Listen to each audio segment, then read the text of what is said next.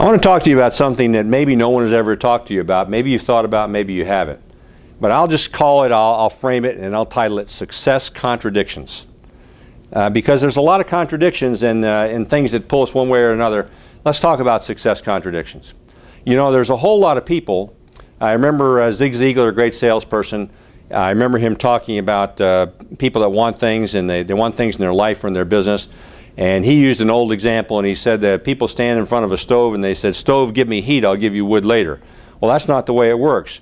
You've got to give before you get. You've got to give before you get. Now, would any of you that are watching this right now, would you ever like to be in a position? Would you ever like to be in a position to get paid for more than you do? Well, here's a contradiction. If you ever want to be in a position to get paid for more than you do, then you have to be an individual who first forms the habit of doing more than you get paid for.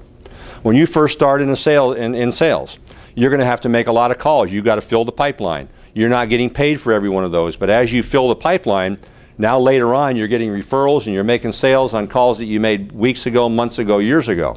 So if you ever want to be in a position to get paid for more than you do, you have to first form the habit of doing more than you get paid for.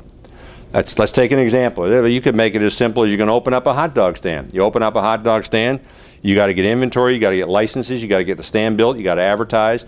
You got to do all that before you make a nickel. So you got to do more than you get paid for before you will be in a position to get paid for more than you do.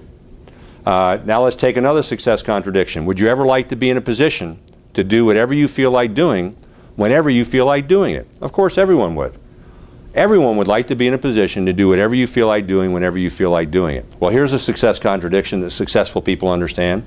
If I want to do whatever I feel like doing whenever I feel like doing it, pay attention here, I have to accept the responsibility and have the discipline to do what I do not feel like doing when I don't feel like doing it. I've got to make the calls when I don't feel like making the calls. I've got to pick up the telephone when it feels like it weighs 100 pounds. I've got to be in late at night when other people have gone home, and I've got to get in before they get in to create work for people that work in my office. I got to do what other people are unwilling to do to have what other people do not have. If you want what other people don't have, you have to do what other people are unwilling to do. You want to be in a position to do whatever you feel like doing whenever you feel like doing it, you have to have the discipline and accept the responsibility of doing what you do not feel like doing now to get what you feel like having later.